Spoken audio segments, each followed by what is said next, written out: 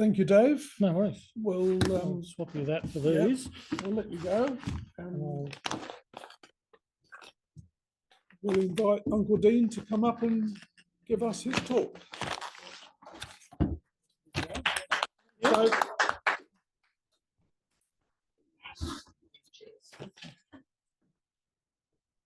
Thank all you. right, thanks, Dave.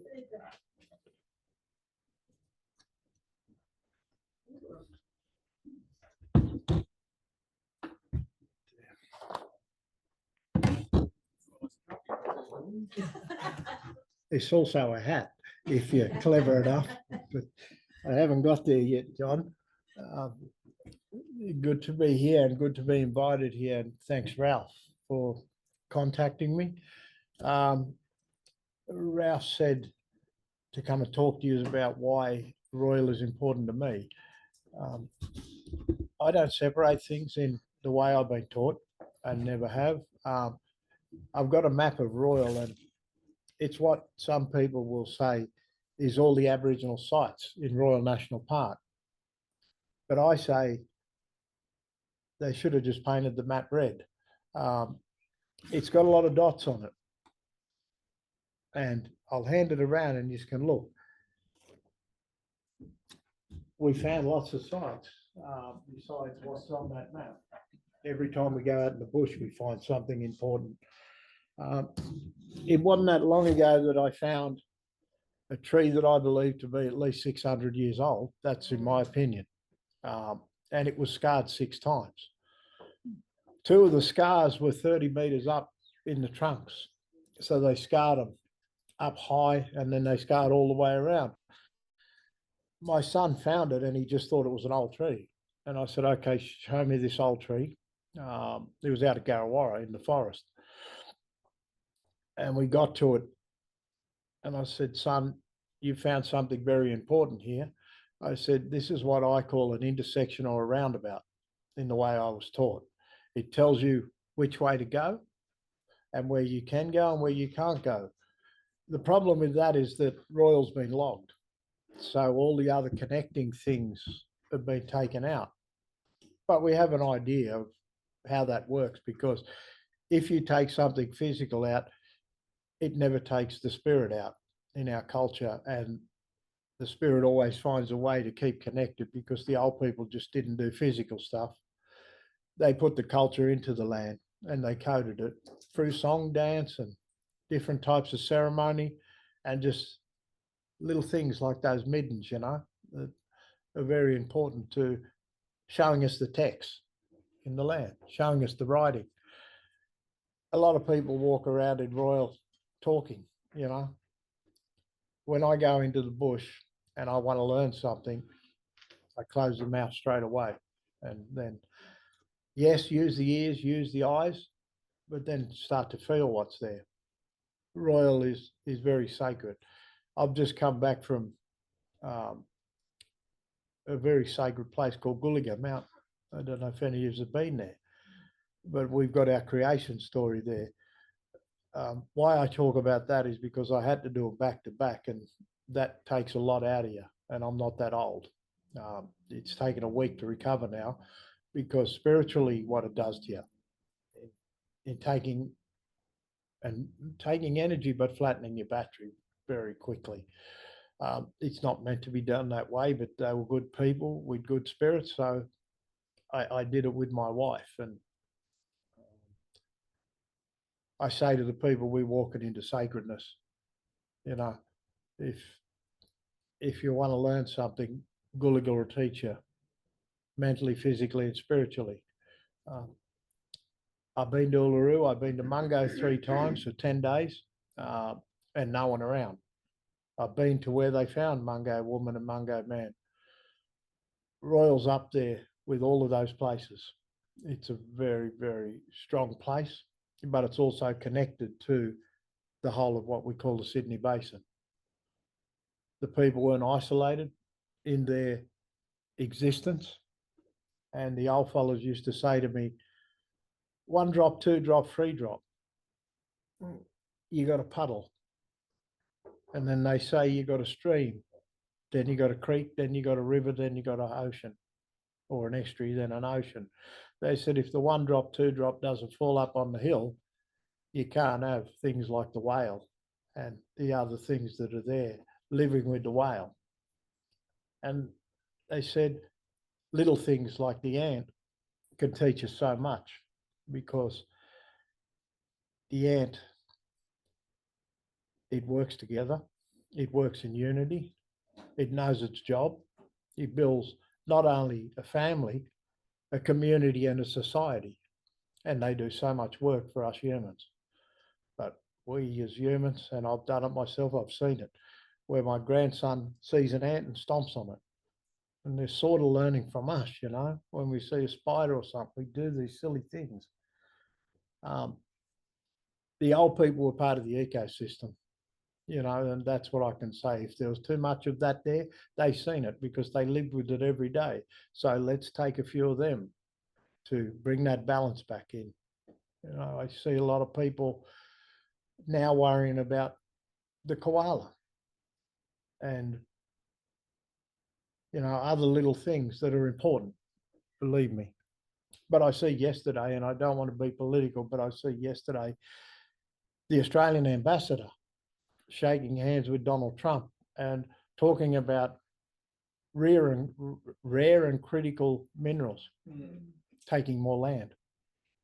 They can say it's for whatever economic, you know, betterment and the economy, but they're taking the land, and you can't keep on taking the land. We haven't fallen through in, science says 65,000 years. We have sites that are at least 120,000 years. And I think near Canberra there, they found some fire sticks that they carbon dated to 200,000 years. I mean, we're not talking about an old way of life. We're talking about an ancient way of life. I've seen things that people don't see. In the museums, I've been into places where they don't let people and handle things from lots of places that were disregarded or not valued. And I always say to people, how do we value Aboriginal culture without destroying it? It's not money. Money's not the answer, you know. How do we do that? How do we look after it? Because it's keeping us alive. The old fellas used to say, we drink the same water, we breathe the same air, and we walk the same land. These old fellas never went to school. They weren't allowed to go to school, but they walked up here by the old fellas before them. They walked them up here. And the old fella said to me, oh, they walked me around backwards in circles and they taught me how to walk through the bush so I wouldn't get tired. Now, if you walk through some of this bush here that hasn't been burnt for 30 years, you'll be exhausted from that wall to that wall. But them old fellas knew how to step through and move without getting tired and not fighting all this stuff. It took me 20 years to ask that old man, because in my opinion, he was a scientist of nature. I said, why did they walk you around backwards in circles? And it was a cheeky little thing I was doing because Yuma, we really connected with Yuma. And I said, and then you said this thing about them walking you backwards in the bush. Why did they do that, Uncle? He said, they walked me around backwards in circles in this sandstone country from Wallaga Lake twice. You'll need to unlock your iPad first. Not to do that. But why they did that was to give him a university degree and a doctorate in how to look after it, how to understand it. And that's what he said. And I said, well, what about walking you backwards? He said they did that on the second trip, a lot of walking backwards. I said, why? He said they were showing me the way back on the way there. They weren't following the same tracks, see. They brought him up different ways and showed him different things. But how do I share this with people so I know it's going to be looked after? Because what they taught me was a lot more than legislation. You know, the legislation slows us down. We've got to have it. We've got to have rules and regulations and stuff to keep things in place, or people would destroy everything. This park's getting trampled to death. We're about 7.5 million visitors. That was a couple of years ago. I think it's up around 9 million now. how do we make sure these places are here forever? You know, that's what the old people's thought was. They only took what they needed for one day at a time because they'd wake up, they're alive, and then they start looking at what they have to do. If it rained, well, they adjust their plan.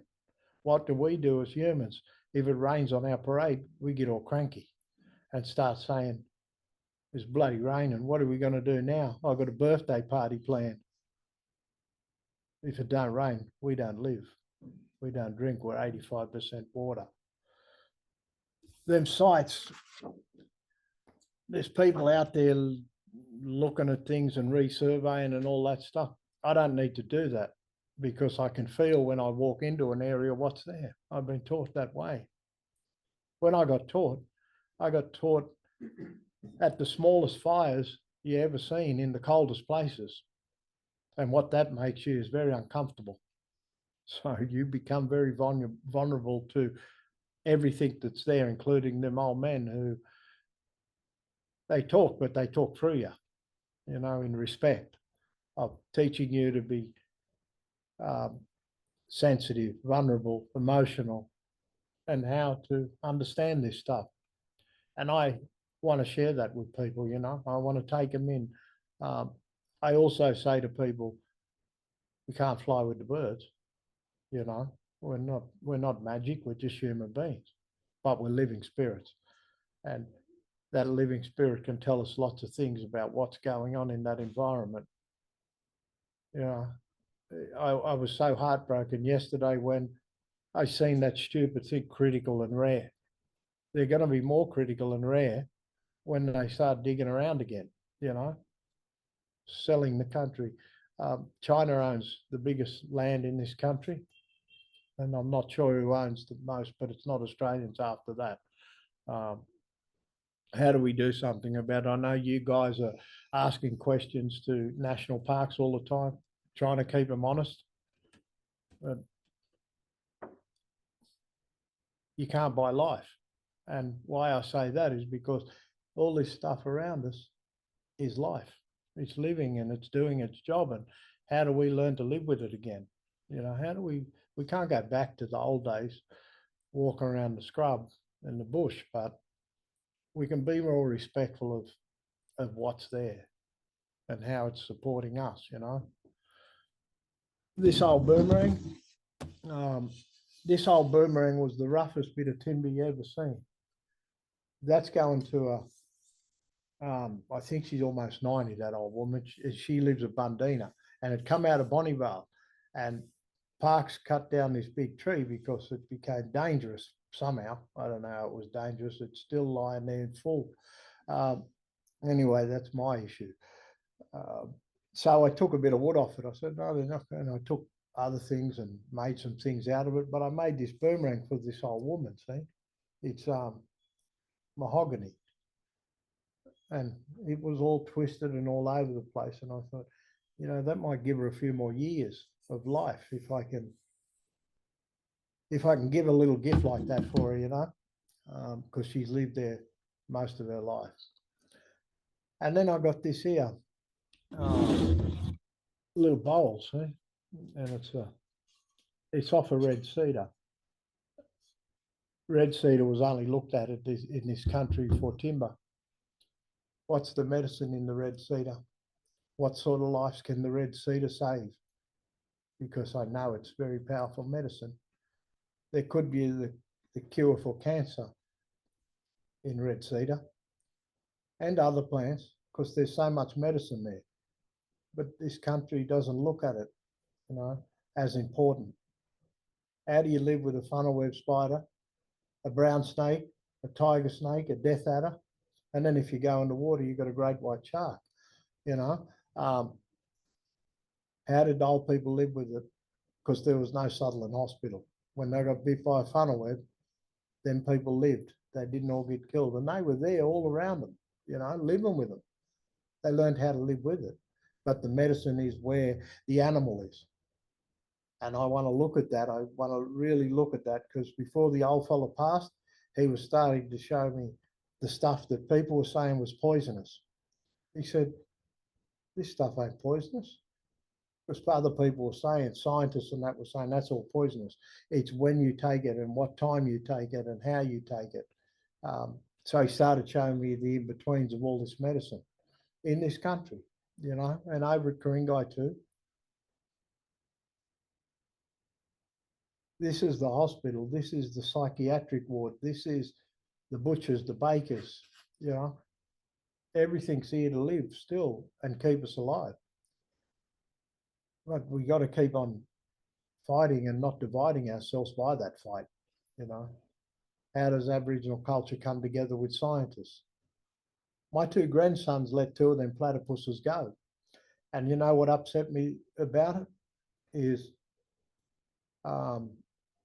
they did it on separate occasions. And then we had to go back and do some monitoring. And the minister was coming, and the minister had been there before and met my grandson and said, "Oh, what a wonderful young man. His name's Waratah." And so we come back to do some monitoring, see how they were going. And I was told by another uniform not to bring my grandchildren because it's going to be long, it's going to be cold, it's got to be all this. Anyway, the same person who told me not to bring my grandchildren had two children with him, his daughters. And the minister come straight up to me and when we met at the start and give me a big hug and said, "Where's Waratah?" And I had to bite my lip and say nothing, you know, and I felt so bad. And the problem for me was that the scientists were trying to protect the platypuses from my grandchildren. And this is their birth country. This is where their genes are. This is their country through their mother, through their grandmother, you know. And I thought, where have we gone wrong? You know, them platypuses live with them old people for a long, long time. The kangaroo is 20 million years old, you know. I only found out the other day that this here is 15 million years old, you know, the lyrebird. Do you know how this here got made? The first Aboriginal man that was employed with national parks, his name was Ray Kelly Sr. Ray Kelly was employed as a sites officer for national parks way back. I don't have the exact date to that, but Ray went around and he was recording all those red dots everywhere across New South Wales and working with communities to protect Aboriginal culture. And Ray created this logo. It was what I was told anyway, whether it's right or wrong. I was told by the family that Ray created this logo. He put the lyrebird there because he said they're always lying to us. They were lying to the Aboriginal people about their culture and destroying it. The mound that the lyrebird sits on the logo was the first site, Sugarloaf Mountain, that Ray Kelly ever recorded on his own country. And then the boomerang facing the other way, going down, was the land coming back to the people. Minister Griffin, I think his name was, when he was in charge of the environment, he made a promise by 2030. It's going to take forever to do what he promised to do, and he didn't last very long after doing that. He was pretty much out the door, that every national park in New South Wales will be handed back to Aboriginal people. The other part of Royal National Park in the Aboriginal world is that everyone owns it now. There's a native title claim over it. And you know, I resigned myself from the native title, from the legislation, not from the old people, because the mining companies and the developers always won. I said, I'm not doing this. I'm not here to take money from this native title claim. I said, I'm here to honour them old people. And, you know, you've got to prove that you're from a place. And in Aboriginal culture, we can only go back to about the early 1800s. But yet Aboriginal culture is 60, 80, 100,000 years old. You know, this is not a criticism and it's not a blame. But the legislation has divided us as Aboriginal people. the land rights and the native title has done nothing but divide our people. And we need to change those laws.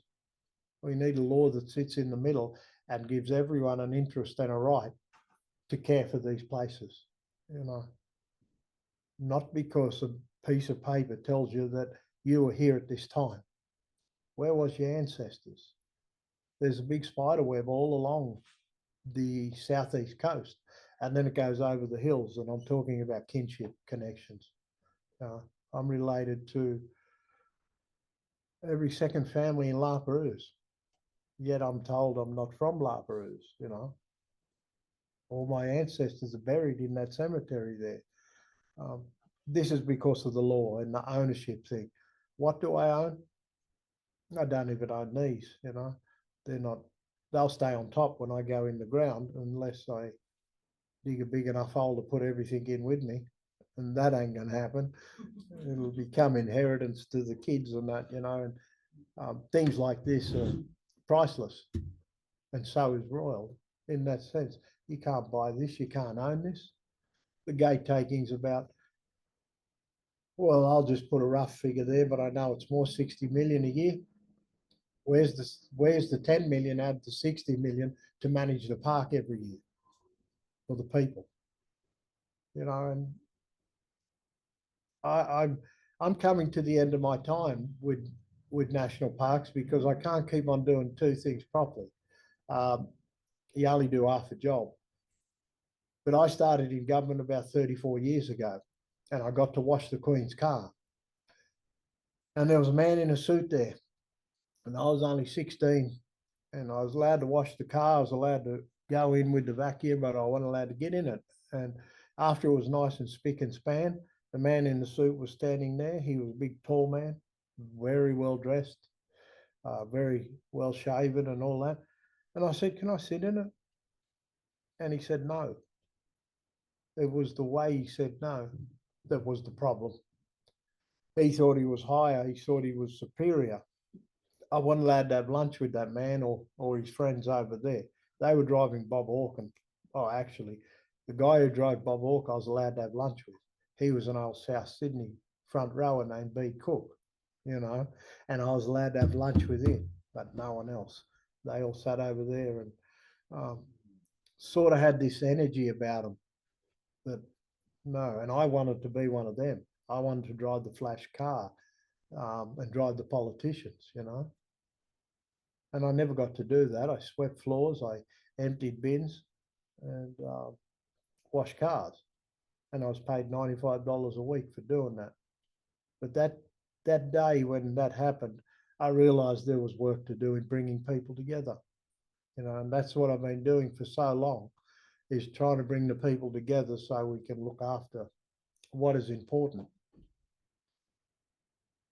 We can talk about threatened species and all of this stuff, but why is it threatened? Because of what humans have done, you know. But nature always finds a way to survive and live. The koala will, the little platypus will. But I think in another few generations, humans will be the threatened species. We've got that many problems. We've got this many viruses and flus and things I never heard of. There's these little insects around that are getting me now, the midges, and they annoy the bloody hell out of me, especially when I go out the back there and try and make a phone call, and they bite me before I know it. And then I never seen or known of those when I was a kid. Where did they come from? I don't know. But we've created lots of problems. How do we learn from each other now? How do we learn from each other and do something about slowing it down? We can't save the world. There's too much going on, you know. It's beyond us. But royal, we can fight for it and try and do something, you know. And we have to, because what's in this land can save lives. But we know today, and what's been imposed on us is money. And you need money to do things, you know, to do the things you need to do. And what I'm trying to do now, I'm giving myself till 60. It's 2 more years. If I can wear this uniform for 2 more years, and then I want to buy lives, and why I say money is a very evil thing. I want to buy lives by changing lives and saving lives, and I'll need money to do that. What I do outside national parks is a lot bigger than national parks. In working with youth, it's been 35 years working with youth in the courts. I've been into the jails a lot, talking and doing stuff that there's no university degree. It's what you've lived through and what you've learnt. That is the knowledge and the wisdom of how you do it. So I'll be looking for old Eds, in a few years to help me, because one of the things I learnt is when I started complaining about things, that there was an old man sitting next to me that wasn't complaining. He was doing stuff. And I thought, he's 30 years older than me. Why am I whinging? What has he been through? So now I just get on with it and just do what I have to do. The old fellow also taught me about feeling and communication, how to communicate without voice and all of this stuff, and intention. And I know that some of the people I cross are just saying words and using words, but they're not going to do anything with them, And I walk away thinking, well, that was a loss of time, I can't get that time back, but now I can do something because I know I can move from that, So I don't know. You guys have got some answers too, because I can see all the older people here in a nice way. And life is the hardest thing you'll ever do. Just getting through life day after day, and getting up again and doing it again, and having a purpose, And so I really admire old people. And tomorrow I'm going to a 93-year-old woman's funeral. Her name was Auntie Norma Sims. She passed only a couple of weeks ago. And a lot of people said about Auntie Norma, I'm glad she's gone, because she kept them on their toes. She would say things that other people were frightened to say. And I really admired her in all them Lands Council meetings. And we became really good friends, me and Auntie Norma. And when I was consulting about places like Royal and Kamei, Botany Bay, Kurnell, I'd always go and see her and have that yarn with her, but it took 8 years to get in her door because she seen the uniform. And every time I went there, she would scream at the uniform like a police officer. And I couldn't work it out. And one day I went there without the uniform, and it was 8 years of trying to get in the door because I knew she was important. I wanted to respect her, and I wore plain clothes. And she said, come in, young man. I know your family. Come and have a cup of tea and a sandwich. And we got on like a house on fire, and I stopped wearing my uniform in community from that day on. But people couldn't understand it. Oh, you got to wear the uniform. Why? If I want to do my job, I need to take it off and be part of the community, like a sort of an undercover cop, but not. But look, it's been good to me, and this is part of my identity, Royal. I love being here. I've done so much here, so much good here, that I'm going to continue, and I'll always come back here. The sites, how do you look after them? Every time they put a fire through, we lose more, and they've got to protect houses and assets. But I look at that too. I look at the way politically fire's been used, because I think the way it works is protect life or property, life, then flora and fauna. Is that right? Patch, you would know that. Yeah, but the flora and fauna is keeping us alive.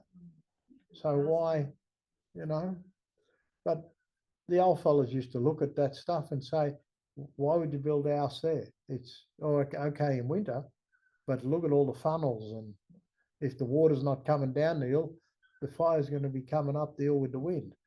all this stuff. They really looked at that sandstone country and thought, how do we manage it now? Because everything's there, it's in the middle of it. So that's going to be an issue for us because we had a wet winter and had a bit of rain, but you walk out in the bush 2 days after rain and it's like a packet of chips. It cracks under your feet. It dries out so quick.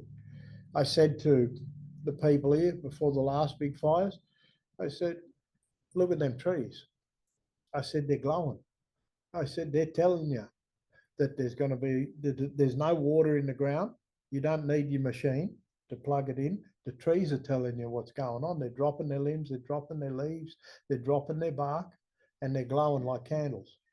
I said, you've got to learn to understand that and read that so that we can really look after this place. But I only have 2 more years. 2 more years, I'm telling myself, because I have to go and do more things that I want to create. Not just people who look after the land, but I want to create something more. And it's again about that ecosystem, how they fit into that ecosystem and don't disrupt it. I don't know what they're called, but they're going to know. They're going to know about it, and they're going to have to work with scientists to get along. I'm going to bring those worlds together. That's my goal in the next 10 years. Why I'm still here is to bring the science together with the culture and look at how we protect these places properly. So look, I probably took up too much of your time. No, it was very interesting. Does anyone? Yes, Patsy, you've got a question? Yeah, thank you, Dean. That was great to hear from you. And I hear very much what you say about life beyond the uniform. Yeah. We talked earlier and we've talked on and off over decades, and Peter Stevens tried to talk with Aunties Norma Sims and other Darrell elders about the dual naming of royal to get that conversation going again. We've talked earlier about whether that's something as friends of this country, whether we can do anything, us, the Friends of Royal, to push that debate along or to re-raise it. It's not really our place to make any suggestions about names or anything, but how would you see our role in that going forward? And is it important to do so? I think you've got to influence national parks because there's people like you, Pats, who have done great things in national parks in bringing parks and community together. But sometimes there's the ones who take the easy door and they knock on one door, and what it does again is divide the people. Someone's been whispering in my ear about the naming of Royal National Park, the first national park, in Darrell language. I think how you can help that is keep national parks honest in the way of making sure that they consult with the whole of community, not just the noisy ones. Yeah. You know, that old woman could see all the trickery and all the division happening way back 40, 50 years ago, you know, but she didn't know how to express it because she was so emotional and so full of hate for the other people. And Peter drove him around and did all that stuff, you know, trying to do it as well. If we had a bird that was in trouble, a threatened species, say, we put the bird in the middle, that's the issue, and we'd look at the interest by the stakeholders and what level of interest they have. That's the model for working with Aboriginal people too. Put the issue in the middle and do our consultation and engagement around the outside. You know, I'm ashamed of what's happened at Kamei now. You know, they've built these big wharfs on both sides, but they haven't included the community. They've gone through 2 doors in the community. And what that does is hand down the division for another couple of generations, and it never gets fixed. So government have a role in making sure that their processes are thorough and properly, not come and say, here's the process, now let's make a decision. And we got 6 weeks to do it. That has to stop, and people like yourselves can voice your opinion, because the Aboriginal people are more divided than ever. And the thing that's done it is the money, and The root of all evil.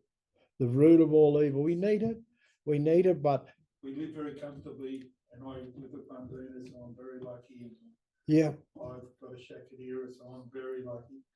But I always say, this is my backyard. Not yeah, mine, but this is my backyard. You look after your backyard and in that sense, not as my ownership. My got to be looked after. money is yes the root of all evil, but money in the head is the problem. Money in the hand, we could share it, and I already know that all my stuff is going to go to my children and grandchildren and all of that. So I don't worry about money. I got to work, but if I worried about it, I may as well jump in, dig the hole myself and jump in there now. So I just get on and I do what I have to do to get through, to survive. My dad, uneducated, was an old wharfie. He built 9 bedrooms for his family, uneducated. And one day, both my brothers fought for world titles in America. They fought 2 of the best boxers that ever come out of America. Roy Jones Jr., that was one of them, if you know about boxing. And the other one was a guy called David Reed, the gold medalist, because of what my dad did.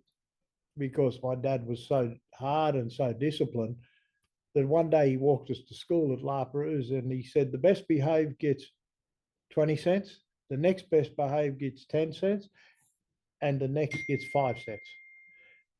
Me and the 2 brothers who fought for world titles looked at each other and thought, what are we going to do with that? We have all had the same look because we couldn't buy anything with 35 cents.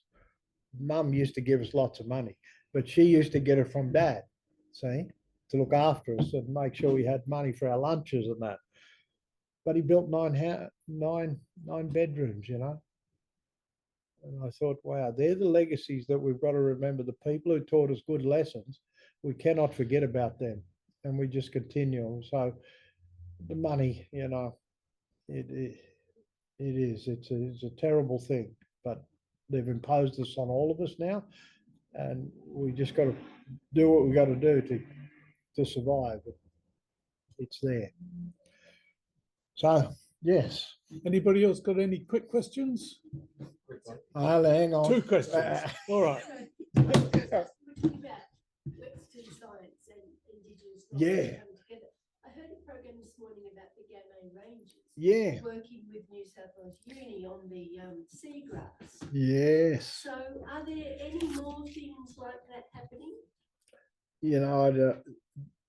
It was 2008 or something when I had about 20 of them for 4 years. They were the Tower team. And what I did with it was I looked at the families in the community and I selected people from different families so they wouldn't fight, so that they all would get on and say, my grandson, my niece, and all of this stuff. So I really looked at how we did it. We run out of money. It's a model of that. And I got a lot of non-support from the same people who were running that program because they seen what I was doing and how successful it was, because we did some good things. And some of those ones who came through the Tower team, some of them are onto 3 houses now. They bought 3 houses, Some of them went back and did studies and bettered themselves. And some of them went back into community and did nothing. But it was a great model. And national parks, there were some really good people who supported that, just people there for the right reasons. So look, I wish them all the best with the Gamay Rangers. But what I'm saying to national parks now is there's other communities that need that support. these guys are up and running. Don't just jump on the flagship, because these guys, they're operational. They're going to survive and they're going to do good things. There's other communities that are struggling. We need to help them. So that's not happening. They haven't spread that model to other communities. No. And it's the same when we did the tower team. Everyone's seen a good thing. Let's jump on the back and let's throw money at it. National Parks used to give us 80,000 around about, it was usually about March, because no one else could spend the money in the state so quickly, because I had all these trainees and I'd just put them on weekends. Saturday, Sunday, fill your timesheets out. We'll do boat patrols and we could spend the money really quickly. So it was wasted money again, but we've seen that forever. You know, government, end of the year, they chuck all this stuff out to auction and then they rebuy it. It'll go on forever. But One last question. Quick one. Dean, very much enjoyed your talk. I thought your reference to the national park as a psych ward, that really resonated with me. Oh, yeah. Saved me many times. mm, The question was, when we go out weeding, we cover ourselves in DEET because, you know, ticks, leeches. yeah, What did your guys do? what did the old people use, what eh? did people do? Yeah, and they had their stuff. Some of your tea trees and that are pretty good. You know, it's how you extract that oil and things that them ticks don't like, and apply that naturally. Yeah, there are things, there are natural things, because I know that spray is not good, and that's poisoning yourself through the skin.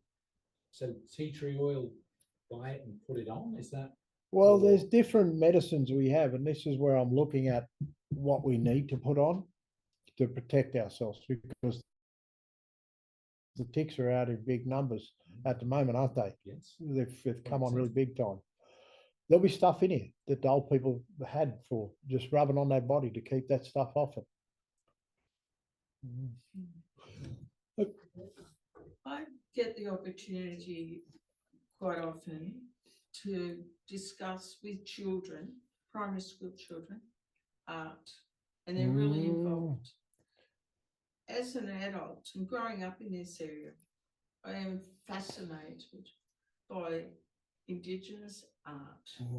We have had opportunities, we've been really fortunate in the past, we've Yeah. been shown special places.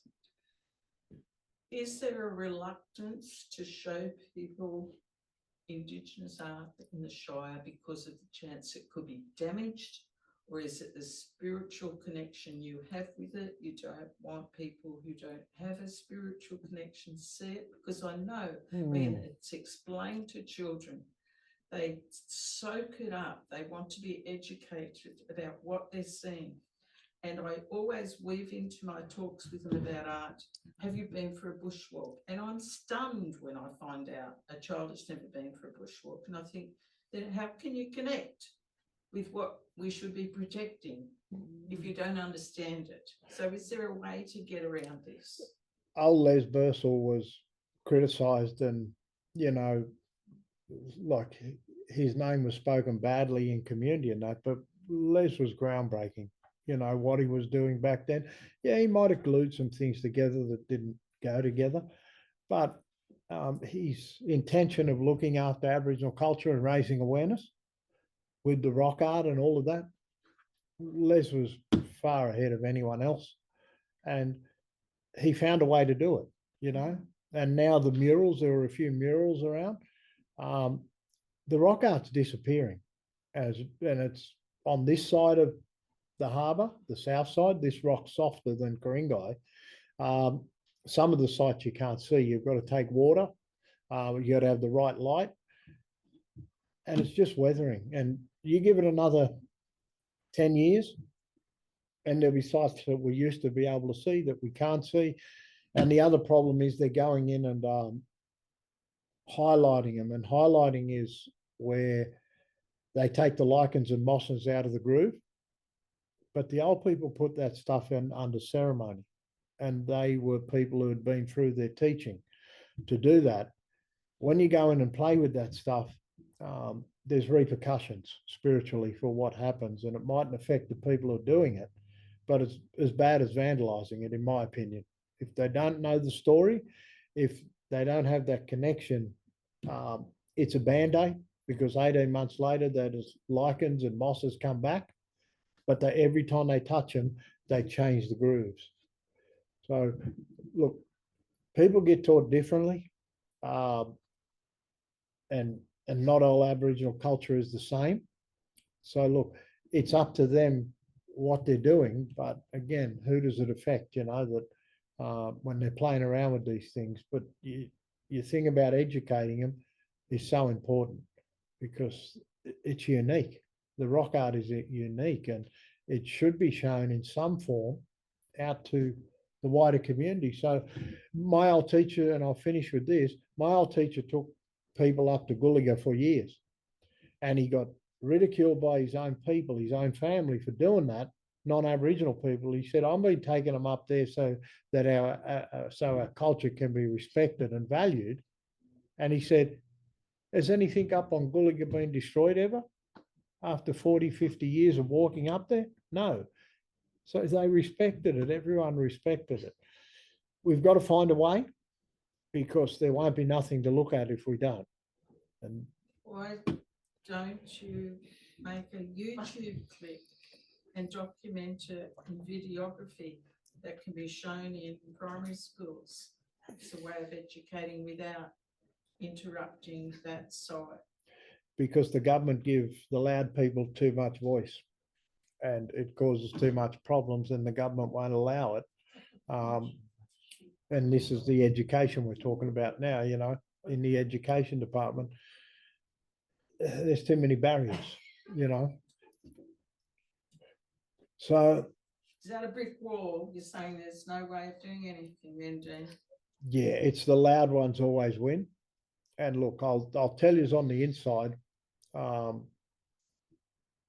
there's Aboriginal people going into meetings now with their own solicitors and putting pieces of paper on the table and saying, you can't talk about this meeting, with their own solicitor. They're gagging the people in the meeting from the heads of departments. And that's how bad it's got.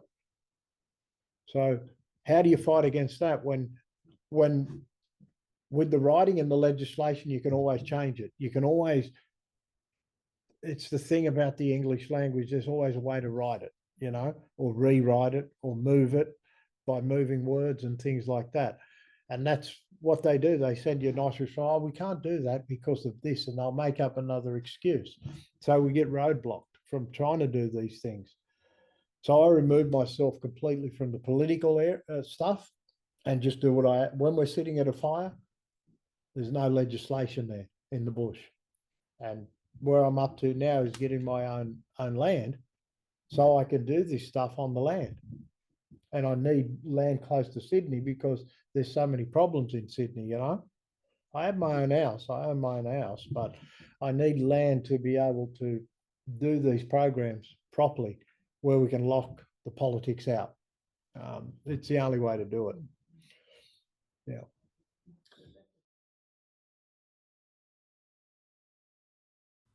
If you enjoyed this video, please like and subscribe. Consider becoming a volunteer yourself to help keep this iconic gem for future generations.